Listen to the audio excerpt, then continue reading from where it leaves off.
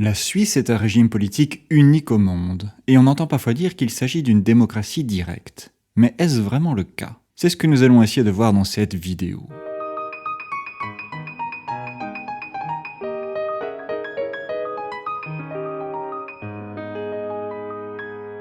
Officiellement, la Suisse est une confédération, mais ce terme est impropre car une confédération est un regroupement de pays adoptant des règles communes sans toutefois perdre leur souveraineté.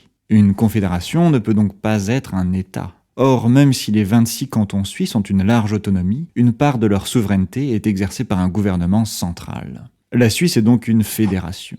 À titre de comparaison, on pourrait dire que l'Union européenne est une structure politique à mi-chemin entre la fédération et la confédération. La Suisse est organisée sous la forme d'un régime parlementaire. Le pouvoir législatif est incarné par deux chambres, le Conseil national qui représente les citoyens et le Conseil des États qui représente les cantons. Les modes de scrutin varient selon les cantons, il s'agit généralement de la proportionnelle à liste ouverte. Ce Parlement, que l'on appelle Assemblée fédérale, élit les 7 membres du gouvernement de la fédération, appelé Conseil fédéral. Il s'agit d'un régime directorial, c'est-à-dire que le pouvoir exécutif n'est pas incarné par une seule personne, mais par un collège qui représente les divergences politiques de l'Assemblée fédérale et donc des citoyens. Le Conseil fédéral élit un président en son sein pour une durée de 1 an, mais ses pouvoirs sont limités, il n'est que le représentant officiel de la Confédération. L'Assemblée fédérale élit également les hauts magistrats du pouvoir judiciaire. Concernant la procédure législative, les parlementaires peuvent proposer eux-mêmes des lois ou demander au Conseil fédéral de le faire. Dans la plupart des cas, les textes viennent du Conseil et suivent un cheminement particulier. Imaginons que pour une raison ou pour une autre, le Conseil souhaite imposer une taxe sur le chocolat. Un avant-projet de loi est établi par le département des finances, puis transmis à une commission informelle composée de représentants politiques et de parties prenantes, c'est-à-dire les personnes et groupes d'intérêt directement concernés par la loi. Dans notre exemple, on imagine que le syndicat des chocolatiers risque d'être présent, ainsi que des experts en santé publique pour évaluer les éventuels effets positifs de cette taxe sur la santé des Suisses. Parallèlement, le Conseil fédéral consulte les administrations des différents cantons afin de voir ce qu'ils pensent de cette taxe. Une fois que tous les avis sont récoltés, l'administration des finances s'en inspire pour élaborer un projet de loi plus abouti, par exemple avec un taux plus faible que prévu pour ne pas mettre en danger l'industrie chocolatière suisse. Le Conseil fédéral valide ce projet puis le présente à l'Assemblée fédérale.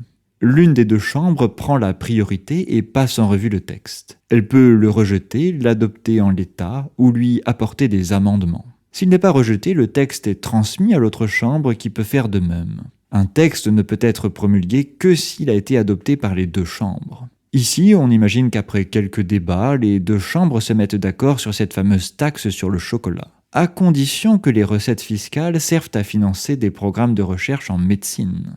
Dans n'importe quel régime, la procédure s'arrêterait là. Le Parlement a adopté le texte, il peut donc être promulgué et entrer en application. Mais pas en Suisse. Les citoyens ont un délai de 100 jours pour initier un référendum facultatif. Si, à l'issue de ce délai, plus de 50 000 signatures ont été rassemblées, un référendum est organisé pour savoir s'il faut ou non mettre en place cette fameuse taxe sur le chocolat.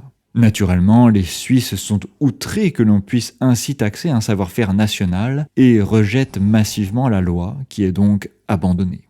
Il existe 2 autres situations dans lesquelles les citoyens peuvent être consultés. Lorsque l'Assemblée fédérale adopte des lois qui révisent la Constitution, un référendum dit obligatoire est organisé pour obtenir le consentement de la population.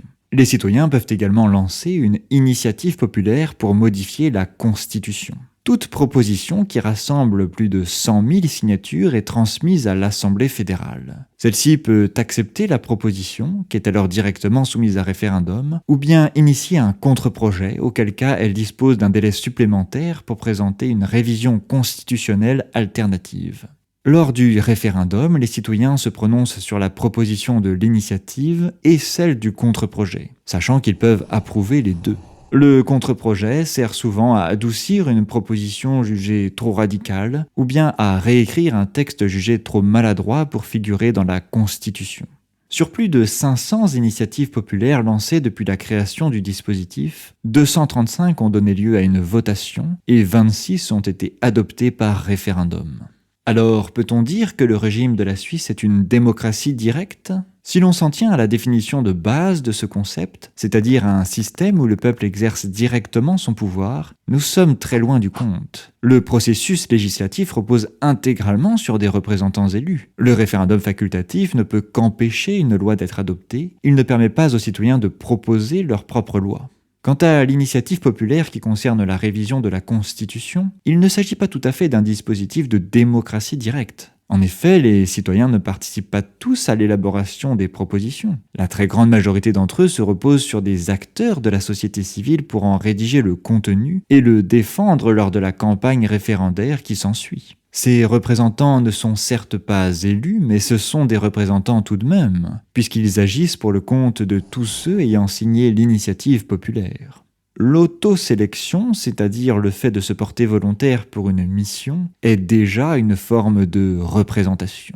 La Suisse n'est donc pas une démocratie directe. Mais il ne faut pas le voir comme un reproche, car aucun pays de cette taille ne pourrait fonctionner sans représentants. La Suisse est riche en outils démocratiques qui permettent à ses citoyens d'exprimer régulièrement leurs préférences en dehors des élections. De plus, grâce à son régime directorial qui vise à inclure les minorités dans le gouvernement, les pratiques politiques sont centrées autour du consensus. Les gouvernants savent que tout projet de loi peut être invalidé par référendum. Ils prennent donc leurs dispositions en amont pour consulter toutes les personnes susceptibles d'être affectées par leurs décisions.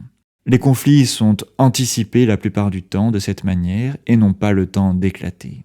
J'espère que cette petite vue d'ensemble de la démocratie suisse aura suscité votre intérêt. À bientôt pour de nouvelles curiosités démocratiques.